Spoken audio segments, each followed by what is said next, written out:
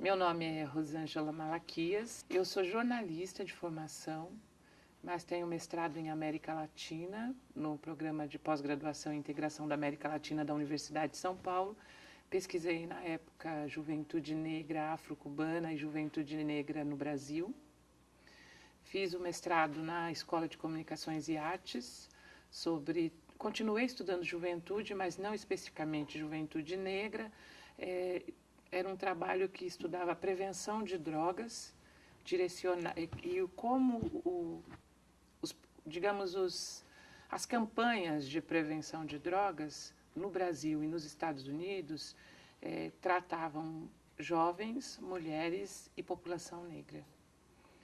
E foi bem interessante porque tanto um trabalho específico, primeiro com juventude negra, como esse segundo, me aproximou muito da educação. E por quê? Porque eu comecei a receber convites para falar para jovens do ensino médio e também para professores e professoras. Quando foi 2002, eu defendi o doutorado e já era tanto pesquisadora do NEIMB, que é o Núcleo de Pesquisa Interdisciplinar sobre o Negro Brasileiro, da Universidade de São Paulo, e fui convidada para integrar o NCE, que é o Núcleo de Comunicação e Educação, também da Escola de Comunicações e Artes. No NEIMB, que eu já frequentava desde 96, os vários pesquisadores trabalham a questão racial numa perspectiva histórica nas diferentes áreas do conhecimento. E no NCE, eu fui basicamente convidada para integrar o núcleo de formação do Educom Rádio, um projeto que durou uns 4 anos e meio, voltado para a formação de professores na área da educomunicação.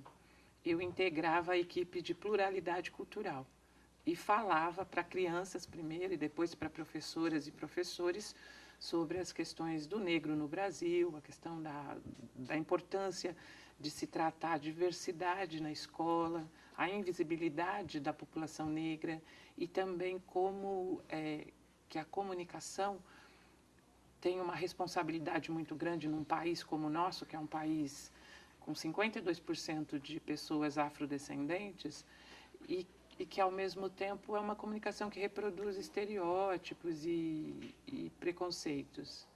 Então, basicamente, eu trabalho com isso já há alguns anos, né? E depois eu passei a fazer parte de consultoria, tanto de uma organização não governamental muito importante, que é o CERT, que trabalha na área do mercado de trabalho e também da educação.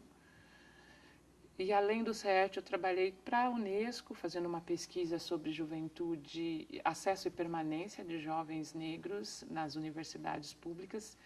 Apresentei um projeto para estudar como que a juventude negra que ingressava na USP, como ela conseguia se manter na universidade, mesmo sendo uma universidade pública, quais as dificuldades para obter bolsa.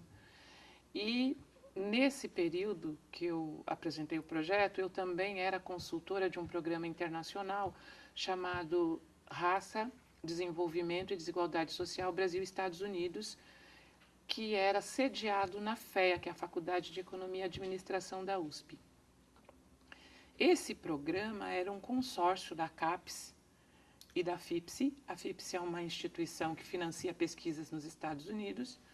O Brasil mandava estudantes de graduação para os Estados Unidos, basicamente para 2 universidades, uma universidade negra histórica chamada Howard University, que fica em Washington, D.C., e para a Vanderbilt University, que fica no sul, na cidade de Nashville. Eu fui trabalhar nesse programa porque durante o meu doutorado eu tive uma bolsa do Japão, e essa bolsa do Japão era administrada na FEA. Quando eu terminei o doutorado, eu recebi o convite do vice-diretor da FEA, porque eu era bolsista Sasakawa, para ajudar a elaborar e a montar esse programa internacional entre Brasil e Estados Unidos. E também porque os norte-americanos da Howard, eles colocaram como condição para fazer o consórcio trabalhar com uma equipe que tivesse diversidade. E isso é muito interessante porque nos Estados Unidos a diversidade ela tem que existir.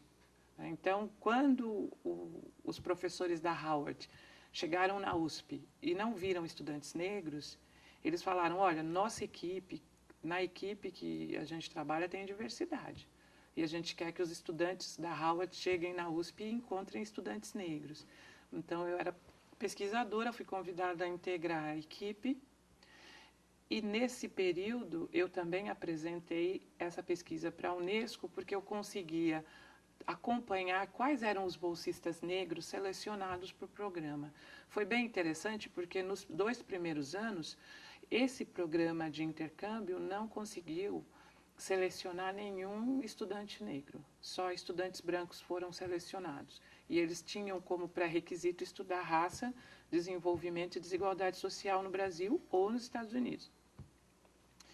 O que nós observamos, então, é que os estudantes negros não se candidatavam, os poucos que existiam. Então, houve um trabalho de corpo a corpo comunicacional. E eu comecei a estudar isso. O processo de divulgação da universidade. Eu comecei a entrevistar os estudantes negros porque eles não se candidatavam e eles não acreditavam que a seleção era isenta. Eles não acreditavam que eles poderiam conseguir a bolsa tendo o inglês intermediário. Os candidatos, e isso era verdade, os candidatos brancos que passaram tinham um inglês fluente, eram estudantes ou da própria FEA, que tinham um nível econômico muito alto.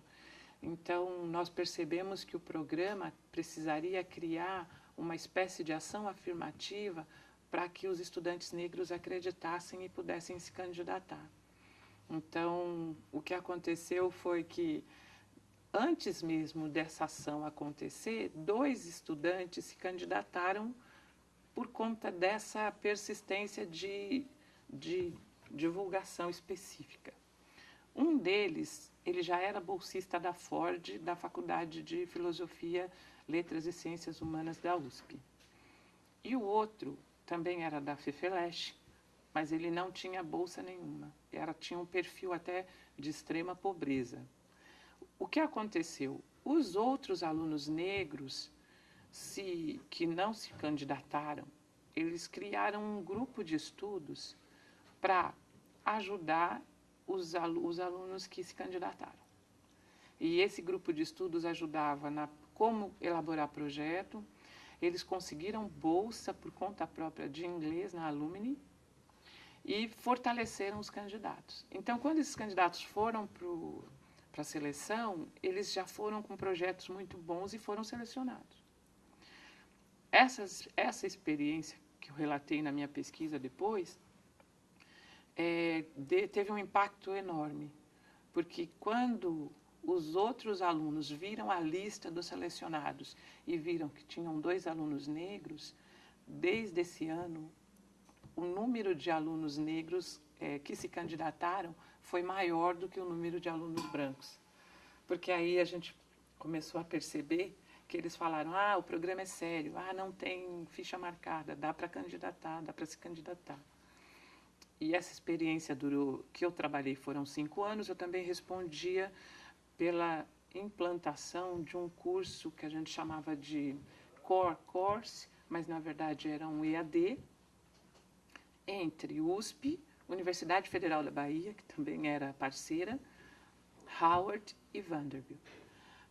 Quando esse curso ficou pronto, na verdade, a minha participação no programa já estava encerrando. Eu entrei em 2003, foi até 2007. Em 2008, eu tinha tentado uma bolsa da CAPES para fazer pós-doutorado e não consegui, mas acabei ganhando uma bolsa da Fulbright e fui para os Estados Unidos e fiquei 1 ano e meio, não como pós-doutoranda, mas num programa que eles chamam de acadêmico profissional. E a minha ideia era estudar, e eles aceitaram, como que os negros construíram suas mídias e também como era o desenvolvimento da questão educacional.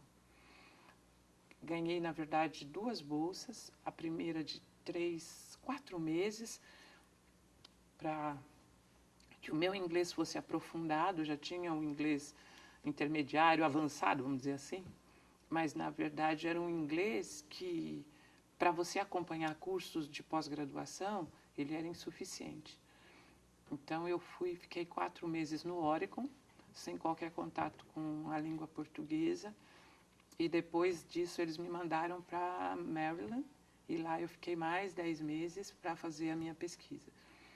Nessa experiência, eu tive oportunidade também de visitar várias outras universidades nos Estados Unidos, porque a bolsa cobria. Então, eu fiz cursos em Atlanta, fui convidada, inclusive, para falar sobre o Brasil em Milwaukee, fui para própria New Orleans, fui para vários estados, Nova York umas 3 vezes. E essa experiência foi bem rica, porque quando eu voltei em 2009, eu fui convidada para trabalhar nessa organização não governamental justamente num momento que a pesquisa mídia impressa, sobre mídia impressa e a questão racial no Brasil havia sido concluída.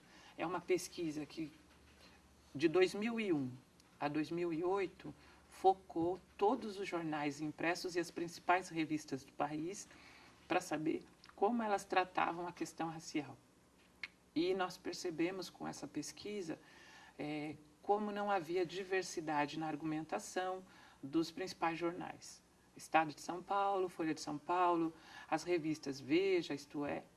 E foi interessante porque em 2008, quando a pesquisa terminou, já havia os comitês formulando propostas para a Confecom, Primeira Conferência Nacional de Comunicação.